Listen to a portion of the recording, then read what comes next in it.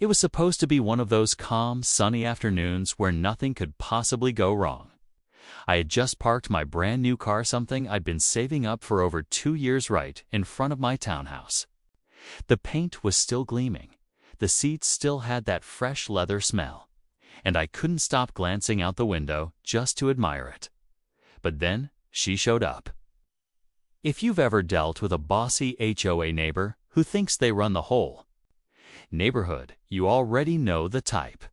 Around here, we call her Karen, and trust me, the name fits.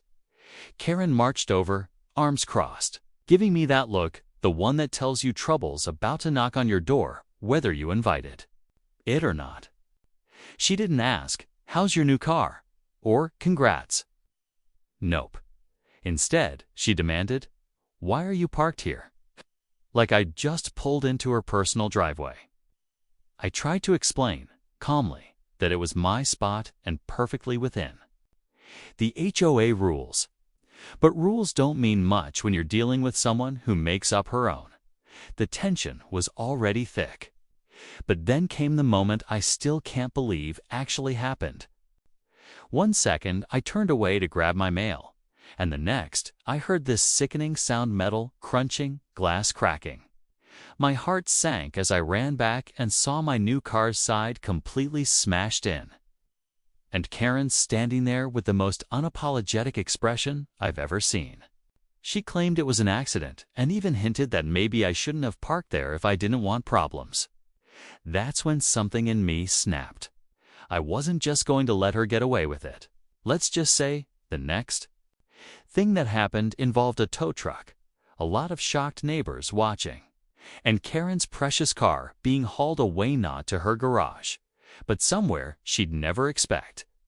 And that's where things really started to spiral. Because once her car disappeared, the neighborhood drama went from bad to absolutely explosive.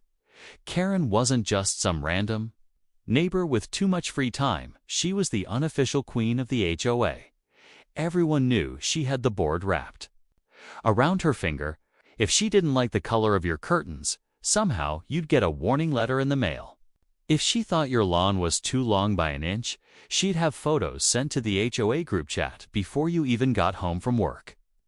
I'd kept my head down for years, paying my fees, following every rule, and avoiding trouble. But owning a new car must have painted a big target on my back. That afternoon, after the tow truck drove off with her car, the street went quiet in a strange, heavy way. I could see blinds shifting in the houses around me, neighbors peeking out like it was the biggest show they'd seen in months. My phone buzzed with texts from people I barely knew, all wanting to know if the rumors were true. Some sent messages cheering me on. Others warned me, saying Karen always gets the last word. The thing is, I hadn't told anyone the full story yet. I didn't mention the weeks leading up to this, when Karen kept hinting I shouldn't park too close to her house.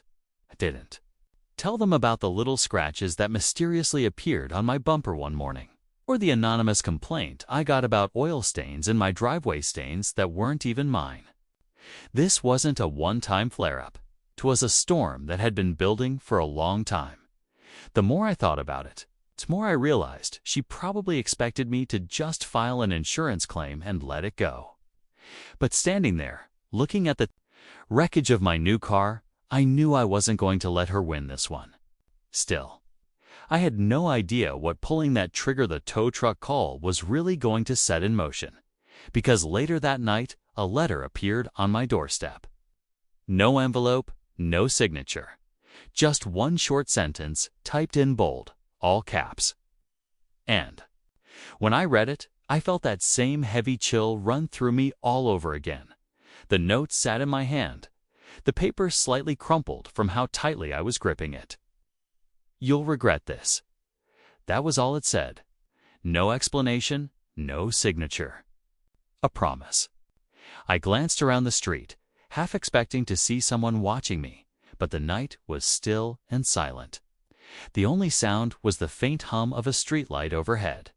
I slipped the note inside, locked the door, and sat at my kitchen table, replaying the day over and over. By morning, the neighborhood was buzzing. Karen's car being towed was now the lead story in the unofficial HOA gossip network. People who'd barely spoken to me before were suddenly overly friendly, stopping me during my morning walk to check in or get the scoop. Some of them had their own stories about Karen missing packages, sudden HOA fines, accidents that never quite made sense. It seemed like I wasn't the only one she'd targeted, but I was the first to fight back so publicly. Then there was Mike, the neighbor, 2 doors down. He pulled me aside and told me he'd seen someone slipping the note onto my doorstep late at night, but he wouldn't say who, only that it wasn't Karen. That made my stomach turn. If it wasn't her, then who else was getting involved in this mess? Was this just about the smashed car, or was there something bigger brewing behind the scenes? Meanwhile, the HOA president emailed me requesting an urgent meeting about an incident involving community harmony. I could already hear Karen spinning her version of the story, painting herself as the victim.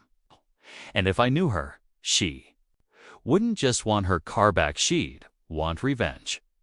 And she'd have the rules bent in her favor to get it. The strangest part came that afternoon when a tow truck I didn't call rolled slowly past my house. The driver's eyes locked on my driveway. It didn't stop, but it lingered just long enough to make the hair on my arms stand up. I had the sinking feeling this wasn't over, not even close.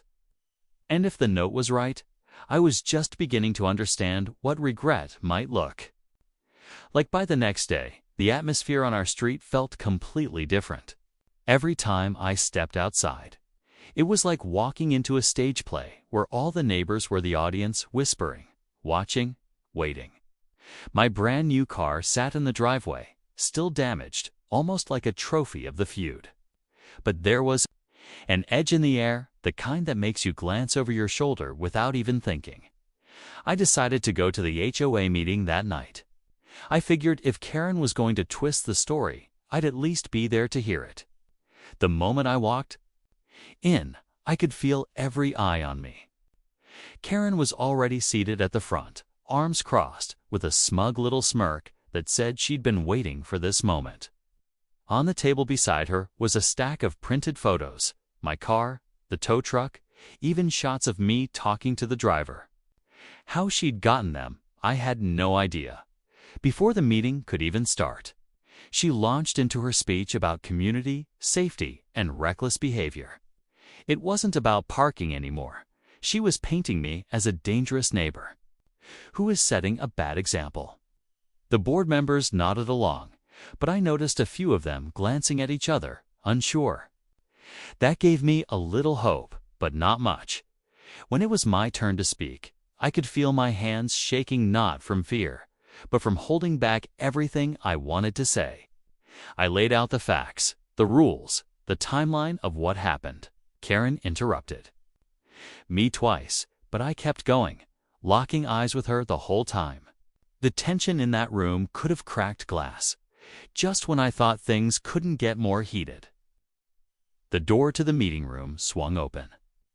Everyone turned as a man I didn't recognize walked in, carrying a thick folder. Without saying a word, he set it down in the middle of the table and slid it toward the board president. Karen's smirk disappeared instantly. The president flipped the folder open. Whatever was inside made her eyes widen. The room went dead silent. And in that moment, I realized the real fight was only just beginning. The board president's hands trembled slightly as she turned the pages in that folder. The man who'd brought it in didn't say much. He just leaned back against the wall, his eyes scanning the room like he was taking mental notes of everyone's reaction. Karen tried to keep her composure, but her foot was tapping under the table, a small giveaway that something in those papers had her rattled. When the president finally spoke, her voice was low, careful. "These are HOA records." She glanced at Karen, and some of them shouldn't exist. The words hung in the air, heavy and strange. I caught bits of what was on the page's financial spreadsheets, complaint logs, even security camera stills. But what struck me most was seeing my name appear over and over, attached to violations I'd never heard about. Karen quickly jumped in, insisting it was all a misunderstanding, that these were preliminary reports never meant for public view. But the man with the folder shook his head slowly. I pulled these directly from the HOA's own database. His eyes flicked to me for a moment. And they go back a lot further than your car. That made the back of my neck prickle. Further than my car? What did that even mean? The meeting dissolved into chaos, board members talking over each other, neighbors murmuring from the back of the room. Karen's voice rose above the noise, accusing the man of trespassing into private systems and warning that she'd call the police. But the way she avoided looking at the papers told me she knew exactly what was in there. Then, just as things were about to completely boil over, the man slid one last sheet out from the folder. It was a printout of an email. My stomach tightened. When I saw the subject line, "Make sure he moves his car," and right below it, Karen's name. The board president didn't say anything. She just looked at me. And in that moment, I realized this wasn't just about my new car getting smashed. This was about something much bigger, something